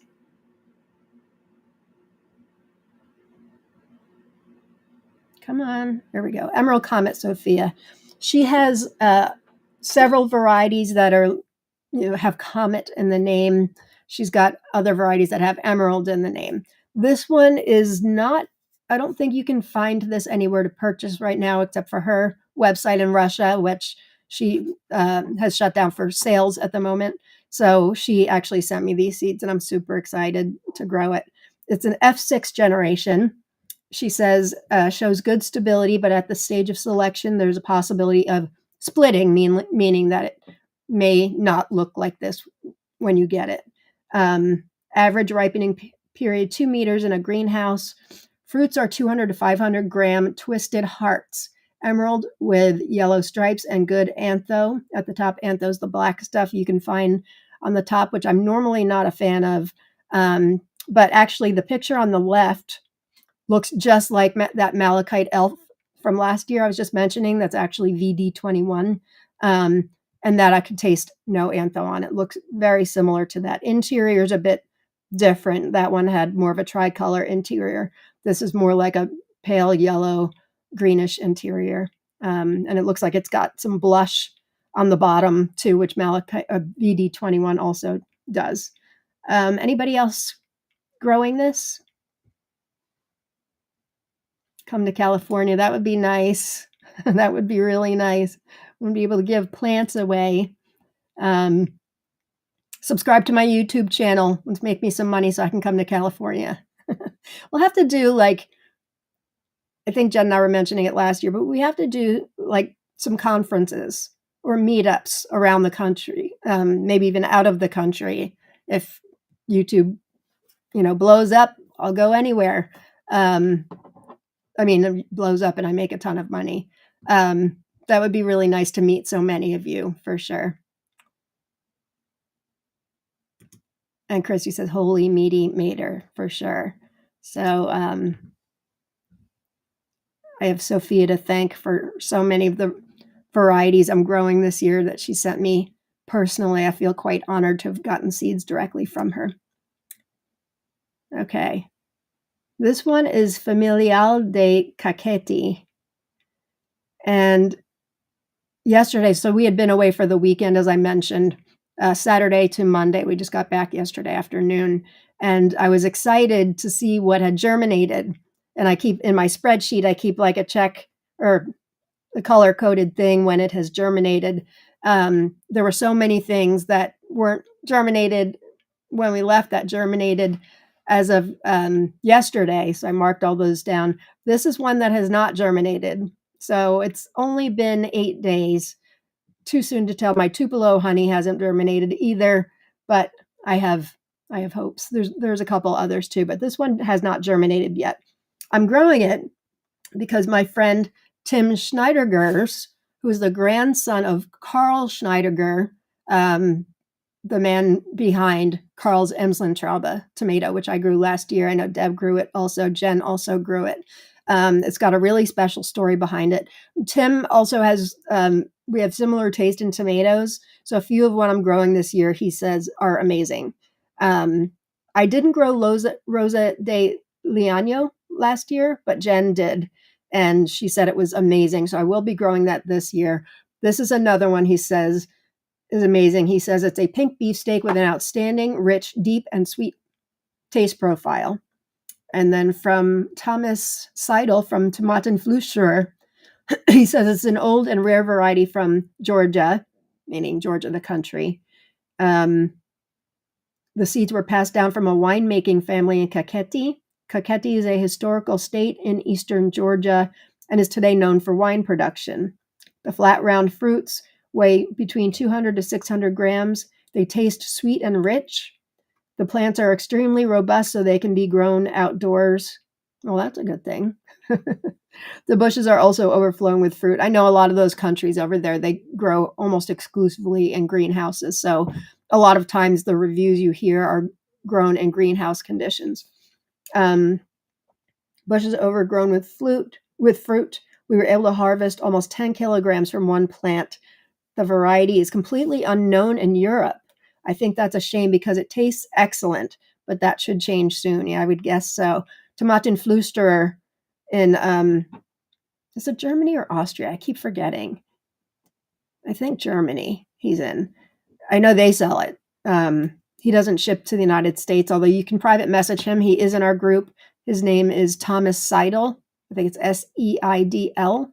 You may be able to work something out, but he also sells Carl's Emslandtraube and then this one. But Tim gave me seeds for this one. So thank you, Tim, if you are watching, my friend. You're responsible for a couple things that I've got on my list this year. All right, where'd I go? Oh, shoot, we're after 90 minutes. Should I keep going for a few more, or you guys want to end it? I'm fine either way. I could make it 2 hours and we can get through more, but I don't know. You guys tell me what you think. It is being recorded, so if you have to leave, you can go back and watch the recording. Bozena Dennis, hi there. Hi from Canada. We still have a cold weather. Yeah, many of us do. You're not alone. Nice to hear from you. Nice to meet you. Keep going. Can listen more. Okay, I will. And like I said, if you guys have to go, just know that it is being recorded. You can go back and watch. And in the show notes, I will have a list of what I talked about. Okay. Next one. Fertility baton or also known as baton de Fertility. Uh-oh. Oops, I missed one. Fascination Street. This is a new release by Bill Yoder. It's from the Cure collection. So I've talked a lot about Bill Yoder. He's a friend, and I'm also a big fan of his tomatoes. He released Duran Duran this year, The Cure, Beastie Boys, and then one or two more to the Depeche Mode line that he released last year. This is from The Cure. I'm growing a bunch of Duran Duran. Not a surprise. This is a new release for this season. He said it's very productive and has great flavor. One of the parents is Ananas Zebra. So pineapple zebra. Don't know what the other parent is, but just look at this thing. It looks outstanding. Totally outstanding. Anybody else growing this one? Achilles growing it. Good.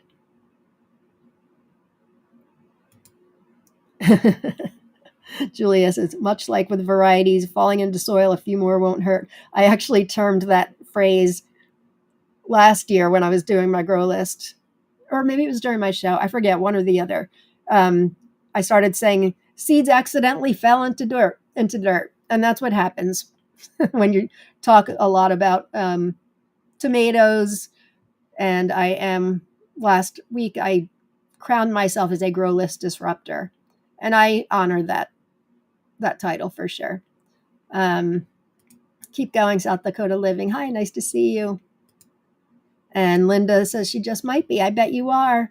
Linda was so kind last year. I missed Bill Yoder's Depeche Mode line sale. I was away in Florida in Destin, and I think I had one of them on my most wanted, and Linda was so kind. She gave me like maybe 3-4 seeds from packets that only contain 10 seeds. So thank you, Linda. I love you. I'm forever grateful that you gave me those, because Suffer Well and Shake the Disease from the Depeche Mode line gave me 2 of my all-time favorite tomatoes, both of which I am regrowing this year. Okay, now should be Fertility baton, yes? I can't believe I can't see these slides. Yep, okay. Baton de Fertilité or Fertility baton. It's called different things depending on what language your vendor is from. It looks outstanding. It kind of looks like, I think Deb and I were talking about this. It kind of looks like black tulip, pink tulip. It looks like the tulip varieties. We grew, what was it, green tulip heart? I forget. It was large and not as skinny as this. So Fertility baton, the website saminatomatov.ru says you can't take your eyes off such a beauty. The bush is tall, the variety is mid-early, bears fruit until frost. The fruits are pepper-shaped with a nose. Weight of the fruits are 150 to 300 grams. The color is amazing, a mixture of emerald, raspberry burgundy, and golden stripes. The fruits are low juice, fleshy, sweetish taste, suitable for processing and drying, limited supply of seeds. I don't know if this is related to the tulip line or not, but the tulip line also has very few seeds. So this looks amazing. Has anybody grown this? Baton de Fertilité, yep. Yep. I think I got my seeds from Lux Tomatoes. Actually, I think I got them from 2 places. I forgot I'd ordered Lux Tomatoes, and I think Rafsamina was the other one. So looking forward to this one. All right, this next one. The 60 that I already have started are generally the ones I'm like uber excited for. And I'm really excited for all of them, to be, truth be told. But like all the Sophias I've started, and every single one of them germinated. Yay! So if you're on my Sophia Sakava grow out, so far so good. And I'm growing a lot from her. This is another one that I was super excited about, that I was given 2 seeds for from my friend who's able to order from Russia, my vendor friend. This is, hopefully, yes, Fiery Mountains. It also translates to Burning Mountains. And I think I saw the picture on the right on Instagram also. If you're not on Instagram, consider starting an account. You can find out the detailed reviews on my Instagram account, which is Mr. and Mrs. Tomato Head. I still have hundreds more to go. But also, if you subscribe to other channels from all over the world, you get to know some really very cool varieties, and this is one of them. Saminatorg.ru says it's an indeterminate mid-season variety, greenhouse bush, 170 centimeters tall, normal leaf, heart-shaped fruits, beautiful bicolors weighing 250 to 300 grams. The pulp is juicy, very sweet and dense. Don't these look amazing? The photos were taken from two different sources. It comes from Russia. And I think this is a new one for this year also. Select seeds were out last season. But this season, I mean, a lot of these that I'm talking about now, you will definitely be able to get them in the fall or late summer.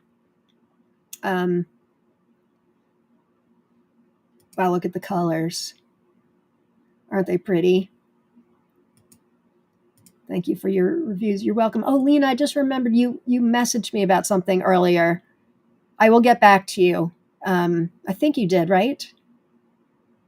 The question, I mean, you can look at Instagram reviews without having an Instagram account, right? I think you can, but maybe I'm wrong. Deb's, and I'll get back to you, Lena. Fiery Mountains has that pink vein. It's got to be good. I agree, my friend. Love the colors on these. Yes. Okay. Are you able to see my Instagram reviews even without an Instagram account? Have you tried? Yeah. Let me know. Achilles says your reviews help me so much. Thank you. It really is driving me crazy because I have so many more to go. But I put a lot of time into the reviews. They're pretty detailed. So I put up a couple the other day. I'll try to do a couple more tomorrow. Hi, Lena. It's Mary Ellen. Hi there, my friend. Nice that you're here. And blah, blah looks like candy. It does look like candy. So it's Fiery Mountains or Burning Mountains. Okay, next. We have, I'll go for 20 more minutes and then I'm going to cap it off. Can't believe we're only on the Fs. I mean, I can. I can't.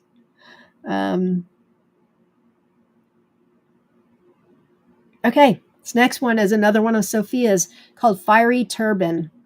It's an F6. I'm pretty sure these aren't available for sale yet either. This is one that she gave me. It's an F6 generation. Hot new product of my selection in 2025 showed, or 2024, but for the 2025 season, showed good stability, but at the stage, there is still a possibility of splitting or not being true to type. Medium mid-season ripening. Bush is 1.7 to 1.8 meters in a greenhouse. It's hung with unusually beautiful fruits in the shape of a truffle, yellow-orange with red stripes and thick antlers. The sight is mesmerizing. Fruits weighing 100 to 300 grams. And then she said, I do not form the fruits in brushes, meaning that she doesn't...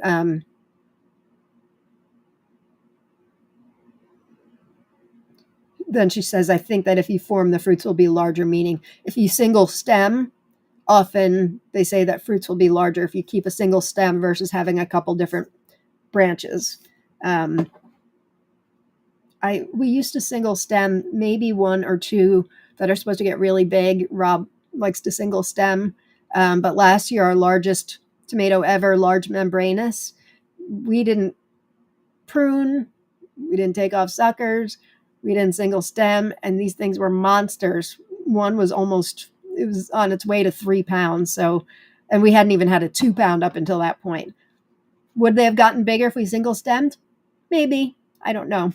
I'm not that knowledgeable in growing big tomatoes. Like there are some people who really are experts in growing big tomatoes. I'm not one of those people.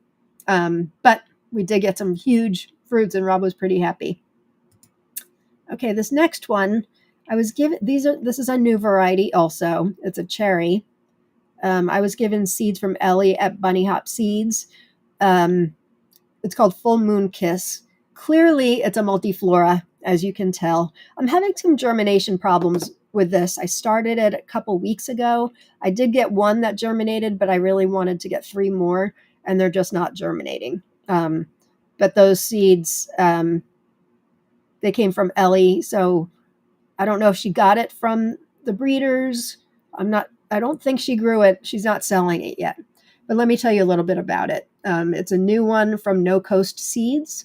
These short plants grew about 2 feet high, so mini dwarf, and produce heavily laden hyper trusses of 1 ounce deep golden yellow cherries. Their compact growth habit makes them a good choice for container gardens or other small spaces. I love the way they look when the trusses are in full bloom, and the flavor is fantastic, very sweet, with a complex fruity undertone that is just totally delicious. This is bred by Diana Capuler and Mario Di Benedetto of Peace Seedlings, who also provided our original stock seed. And this is from No Coast Seeds. And they do sell it at No Coast Seeds now, by the way. And then from their shop at Peace Seedlings, and they're very prolific breeders. They're very talented breeders. Another one stake wonder, short 2-foot plants with very productive hyper trusses of 1-inch golden cherry tomatoes, and it's a Peace Seedlings originals. Anybody else growing this one?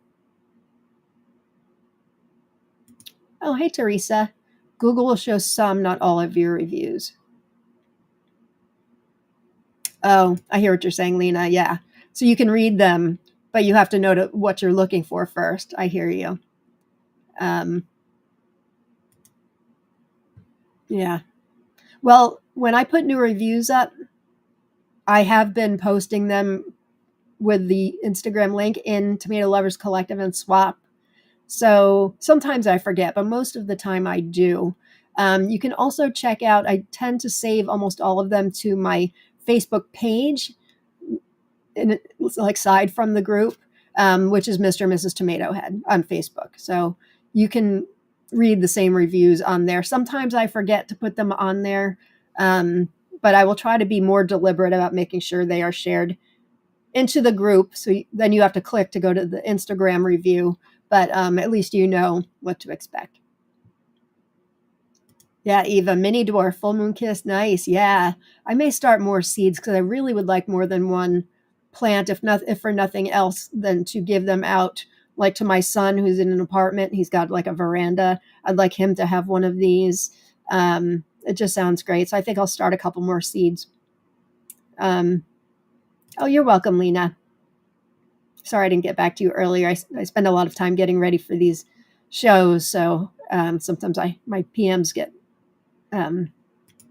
missed. Laura says, full moon kiss looks like my kind of tomato. Isn't it beautiful? Really pretty multiflora. I'm growing another multiflora from Lucas Wallman, which I won't be sharing until we get to the M's, which may be a while. Okay, next one. We got 12 more minutes. Oh, hey, I can see this one. Garote bicolor arines from Spain.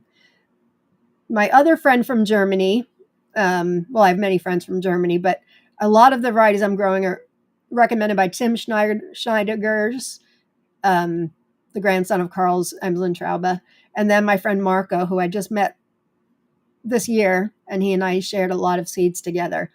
He says this is the best red he's ever had. I know it says bicolor. It doesn't look like a bicolor. There is an explanation for that. So, and he's grown a lot of reds and pinks, Spanish reds and pinks. So the best red he's ever had, that is on my grow list, and it's not going anywhere.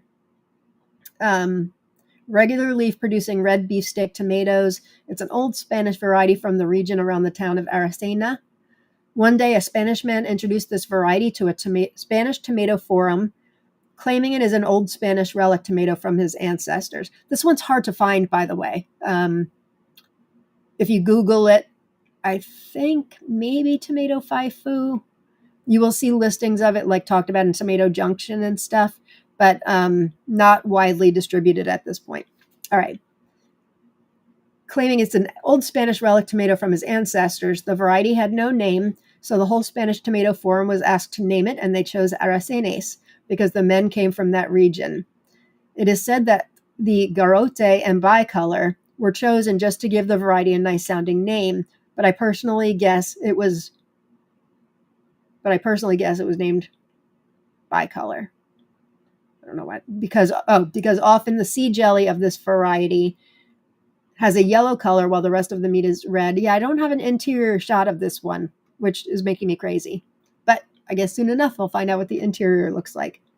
Garote has many different meanings in Spanish, one of which is club, C-L-U-B. I've tasted a lot of red tomatoes so far, but I have tasted a lot of red tomatoes, but I never had one that really could fascinate me taste-wise. Garote bicolor arines was the first and only one so far that really did astonish me with its taste, and is since then every year a must grow for me. Was that? This is said from my friend Marco. These are his words. So good to know. And I told him the same thing with bacon lettuce in this. I've never had a red that I loved until last season, bacon lettuce in this, and I'm regrowing it. It's fantastic. Another site says large oblate, slightly ribbed, juicy red fruits with excellent flavor, quite rich and sweet. An ideal choice for a big red heirloom tomato. This says also known as Garote or Ancestral de Aracena, referring to Sierra de Aracena region of southwestern Spain. Bicolor just means some fruits are pink rather than red. Okay, a little confusing in the tomato world, but now we know. Sure wish I had an interior. Anybody else growing this one? Oh, Teresa, thank you so much. Thank you so much. I appreciate it. Your reviews are awesome. I appreciate it. That's right.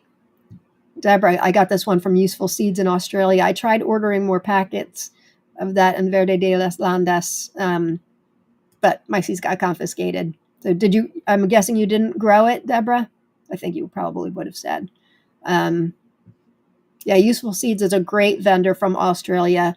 I know I got my seeds confiscated. I know of at least one other person did too. That doesn't mean you will at all. In fact, am I remembering, Deborah, that they now stopped shipping to the United States after I didn't even say anything to them? Because I the way I look at it, it's like a chance I take. I don't know them. Like if it was Tatiana or something, I may say something, but it's not their fault, although they did have something that said seeds on the outside, which can kind of be a red flag.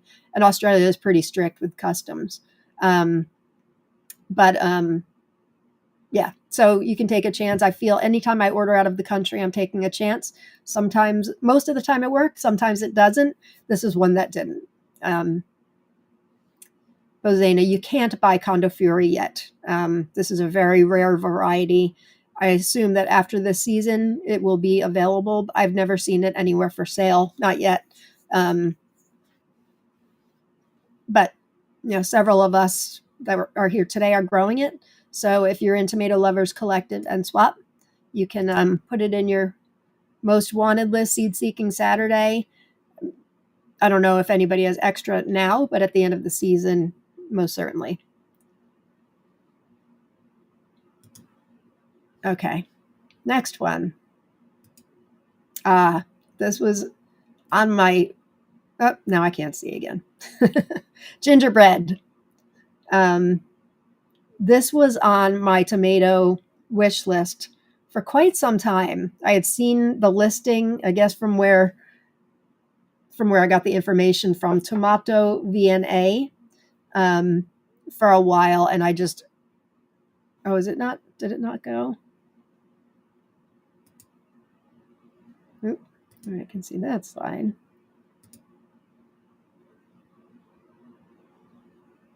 No. Oh, shoot. Did I miss a slide?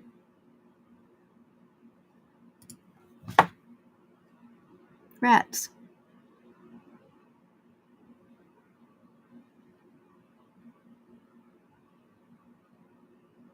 Rats. Well, I'll save that one for next week. Not sure what happened there. Wait, let me try something.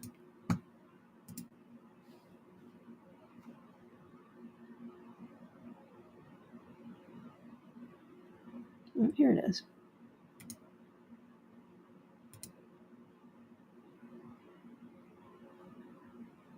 Okay, here it is, gingerbread. So it's from Russia. Don't know much about it. They say it's an indeterminate mid-season. Fruit weight is 150 to 250 grams. Flat round with upturned shoulders and ribbing at the stalk. This variety belongs to the category of black fruited tomatoes, not to be confused with the anthocyanin tomatoes. Chocolate covered skin with a brown coating on the shoulders. When cut, it is chocolate raspberry. The pulp is juicy, smooth, buttery. And this site says it's one of the best varieties of this season, meaning last season. Outstanding sweetness with a spicy, unobtrusive note and delicate, moderate sourness. And then I have written down in one of the sources, information is indicated that the variety comes from Greece. And then I guess there's a different variety. I think there's gingerbread with one word and then ginger and bread 2 words. I think the one I'm showing is actually supposed to be 2 words, but I guess there's another gingerbread in the form of a pear tomato. Oh, these look like they can be pears too. Large fruited, mid-season indeterminate. And then the site, which was, again, Tomato VNA, says that it is their favorite and it is rare. So thank you to my friend Katrine, who gave me seeds for this. We've been talking, or I've been talking about, how wonderful it is to give seeds to somebody who's super excited. And receiving them is also super exciting. I was really excited to get this one. So thank you, Katrine. Okay. So we talked about what my friend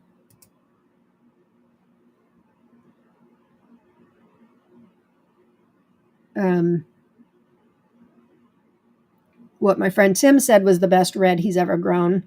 This is one that my friend Marco says is the best. No, I'm sorry. The last one was Marco. This is Tim. Tim Schneidiger says Graf Battiani or Count Battiani. Tim says it's the best red he's ever had. So Garote Bicolor de Arines was Marco's favorite red. Graf Battiani, how do you pronounce it? Bathiani, says it is Tim's. So this variety comes from Hungary. Rare variety, red fruit, 300 to 600 grams, beefsteak type, round, flattened at the poles, ribbed in the upper part with well-rounded shoulders, thick and juicy beef, small cells containing very few seeds, sweet flavor and exceptional aromas. Plant with great development, regular foliage, indeterminate growth, and produces from mid-season on. Anybody grown this one? This is not super difficult to find. I think Val Smith may have it in her shop. Yeah, Tim did send me seeds, but I think I may have had it already. Maybe it was from Val. I'm not really sure. If only they were Dwarf. Yeah, not Dwarf, not this one. Gingerbread looks yum. I know, doesn't it? As soon as I saw it for the first time, like last year, I was like, what? Am I still on gingerbread? On YouTube, I'm seeing it's Graf Battiani. I'm assuming that worked out. All right, let's see if we can do one more good one to end on.